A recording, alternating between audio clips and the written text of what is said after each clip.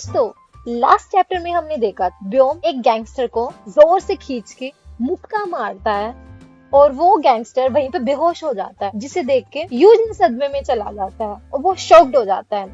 आज के चैप्टर की स्टार्टिंग में हमें दिखाया जाता है, यूजिन उससे पूछ रहा होता है ये क्या था। ब्योम कहता है ओ, अगर तुम हाथ में किसी चीज को पकड़ के पंच मारते हो वो बहुत ही ज्यादा जोर से लगता है, ये बात याद रखना। ये एक शॉर्ट सेल्फ डिफेंस डेमो था। ब्योम वो लाइटर उसको रिटर्न करते हुए कहता है कि मैंने उतनी भी जोर से नहीं मारा है, ये ठीक हो जाएगा और देखना ये अपने आप उठ के यहाँ से चलता बनेगा और तुम्हें तो चिंता करने की जरूरत ही नहीं है। यूजिन कहता है पर वो नॉकड आउट हो गया था और ब्योम कुछ कहता नहीं है। वो थोड़ा टर्न होता है और कहता है ठीक है हम मिलते हैं फिर। और यूजिन ना उसको थोड़ा देख रहा होता है, वो अभी भी सदमे में है, वो पचा ही नहीं पा रहा उसके सामने अभी हुआ क्या। और ब्योम उसको कुछ नहीं कहता, वो स्पीचलेस होता है और वो वहां से टर्न होके चला जाता है और कहता है never mind good bye.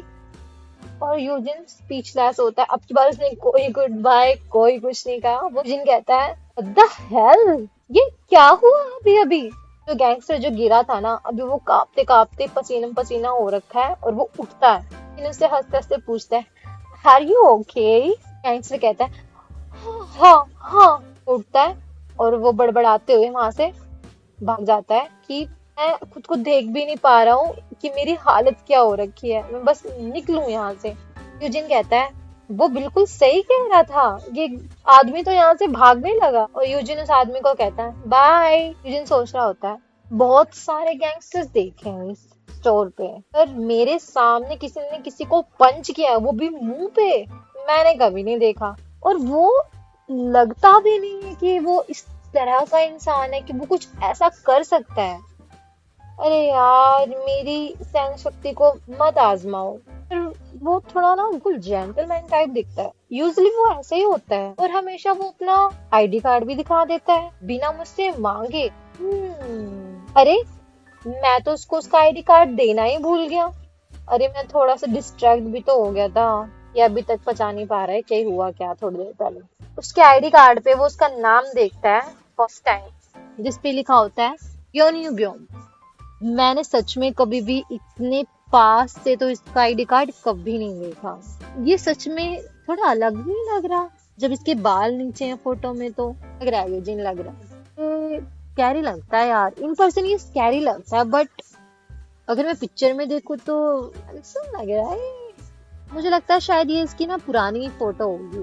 Well योन्यू से ज्यादा क्यूट नहीं, अभी ना वो प्यार में अंधा हो गया है, तो अभी वो बोलते ना हारी को सोने का कटोरा भी दे दो ना तो वो भीख ही मांगेगा। यही हाल अभी अपने यूजिन के साथ है। इतना हैंडसम बंदा है सामने, इसे ये नहीं चाहिए, इसे चाहिए वो भिख मंगा, वो लोफर, वो छपरी योन्यू। ऑलराइट आगे बढ़ते हैं।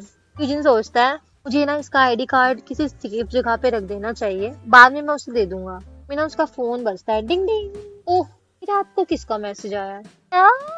ये योन्यू का मैसेज है। WhatsApp wanna go out for dinner this weekend? योन्यू का मैसेज आया है और वो कह रहा है कि क्या तुम मेरे साथ डिनर पे चलना चाहोगे इस वीकेंड। ये तो खुशी से कावरा बावरा हो गया और ये कहता यस। इससे ज्यादा तो लकी कोई नहीं है दुनिया में। खैर वो सीन शिफ्ट होता है और हमें योन्यू और यूजिन को दिखाया जाता है, वो बात कर रहे होते हैं आपस में। यूजिन योन्यू से कहता है मैं नाइट शिफ्ट करता हूँ वीकडेज में ना, मैं लकी हूँ कि जहाँ मैं रहता हूँ ना उसके पास में ही मुझे काम मिल गया। योन्यू कहता है यार तुम हमेशा ही इतना काम करते रहते हो ना, इतना सारा काम, इतना मुश्किल नहीं होता स्कूल और काम दोनों सेम टाइम पे मैनेज करना। कहता है मेरे पास दूसरा कोई ऑप्शन नहीं है, यहाँ पे रेंट बहुत सस्ता है दूसरे शहरों के मुकाबले और बिजली का बिल बाकी चीजें भी, मेरे पास मेरी फैमिली भी है जिससे मुझे सपोर्ट करना है, हेल्प करना है। भाई हॉस्पिटल में एडमिट है और उसके बिल्स एंड ऑल होते हैं। तो यून्यू कहता है कि क्या तुम्हारा भाई बीमार है? स्टिल इसका मतलब ये तो नहीं है ना सब कुछ तुम अपने ही सर पे ले लो। यूजिन थोड़ा स्ट्रेस्ड हो जाता है और कहता है ओ वेल पता है, कहता खैर छोड़ो जाने दो। यून्यू कहता है अरे हम इस बारे में बात क्यों कर रहे हैं, मतलब इतना सीरियस टॉपिक, हाँ अब यहाँ पे भी ऐसी बातें करेंगे क्या? कुछ फन थिंग्स के बारे में बातें करता है ना, कुछ फन स्टफ यूजिन कहता है हाँ हाँ, उसको हल्के हल्के पसीने भी आ रखे होते हैं। दोस्तों, तुम्हें ये नहीं लगता कि अपना जो ये यूजिन है, ये कुछ थोड़ा इंट्रोवर्ट और काफी सिंपल और शाय टाइप बंदा है ना? बिल्कुल सीधा प्योर सोल टाइप। नहीं, प्योर सोल नहीं बोलूंगी, इसकी हरकतें कुछ कुछ नहीं है, बट हाँ ये है सिंपल। यूजिन कहता है हाँ तुम सही कह रहे हो। यूजिन कहता है अरे हाँ, तुमने सोचा उस बारे में? ह्यून कहता है इस बारे में मतलब जो मैंने कहा था। हाँ कोई बात नहीं, कोई ज्यादा प्रेशर नहीं है तुम पे ना, तुम आराम से सोचो। सोच रहा था कि ह्यून कहता है कि थोड़ा सा कॉम्प्लिकेटेड है, और ऐसा स्माइल देके बोल रहा होता है मतलब ऐसा क्या कॉम्प्लिकेटेड है तेरे लिए ह्यून? तो पूरा रेड फ्लैग है मुझे दिख रहा है, और ना मुझे उसके इरादे ठीक नहीं लग रहे हैं। तुम्हें लग रहे हैं तो तुम बताना, मुझे तो नहीं लग रहा है। मुझे बंदा स्टार्टिंग से क्रैक लग रहा है, मतलब क्रैक नहीं, थोड़ा सस्पिशियस लग रहा है मुझे। ये बंदा ना सही नहीं लग रहा है मुझे, वाइब अच्छी नहीं आ रही इसकी। एनीवेज यूनियन कहता है कि ये ना थोड़ा सा कॉम्प्लिकेटेड है। ये सुन के ना यूजिन सोचता है ओह अच्छा, और ना उसके पैर कांपने लगते हैं, बिल्कुल जैसे एंजाइटी में हाथ पैर कांपने लगता है ना, वैसे सीन शिफ्ट होता है और यूजिन और ह्योन्यू को दिखाया जाता है यूजिन की बिल्डिंग पे, और वो स्टेयर्स चढ़ रहे होते हैं, जीने पे चढ़ रहे होते हैं। ह्योन्यू कहता है कि तुमने ये नहीं कहा था कि तुम्हारा सेकंड फ्लोर पे है अपार्टमेंट?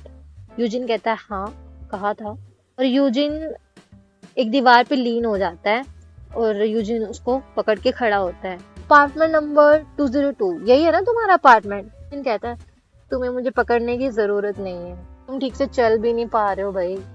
ह्योन्यू कहता है तुम्हारी बात सही है। ह्योन्यू कहता है मैं तो सरप्राइज हूँ, मेरे को नहीं पता तो तुम इतनी ज्यादा ड्रिंक कर सकते हो।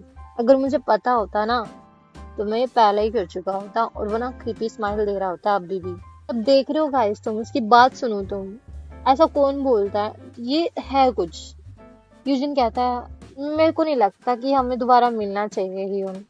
मैंने सुना तुम किसी को डेट कर रहे हो, मुझे ना बहुत स्टूपिड फील होता है, बेवकूफ लगता हूँ मैं। तुम्हें पता है मैं कितना ज्यादा एक्साइटेड था जब तुमने कहा कि तुम सोचोगे हमारे बारे में। चलो छोड़ो, जाने दो, भूल जाओ तुम उस बारे में।